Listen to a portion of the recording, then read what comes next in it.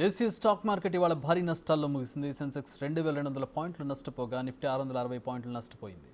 America, Japan, Taiwan దేశంలో ఆర్థిక మాంద్యం ఎఫెక్ట్ దేశీయ స్టాక్ మార్కెట్లపై పడింది. కేవలం భారత్లోనే కాకుండా ప్రపంచ మార్కెట్లు కూడా పతనమయ్యాయి. మార్కెట్లో డౌన్ ఫాల్తో ఇవాళ ఒక్కరోజే 15 లక్షల కోట్లు ఆవిరయ్యాయి.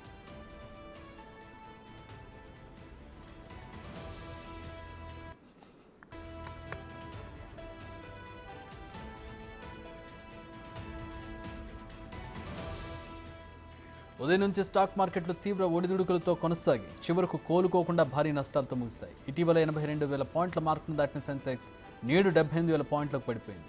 నిఫ్టీ కూడా 622 పాయింట్లు పతనమైంది. ట్రేడింగ్లో 471 షేర్లు లాభాల్లో కొనసాగాయి. ఇక 3,082 షేర్లు పతనమయ్యాయి.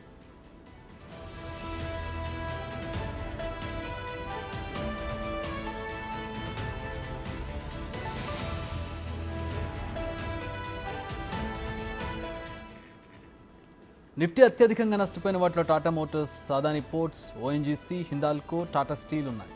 HUL, Nestle, Tata Consumers, HDFC Life లాభాలు ఆర్జించాయి. Auto, metal, capital goods, oil and gas, power, media, realty 4% చొప్పున క్షీణించాయి. అన్ని రంగాల సూచీలు నష్టాల్లో ముగిశాయి. BSE mid cap index 3.6%, small cap index 4.2% పతనమయ్యాయి.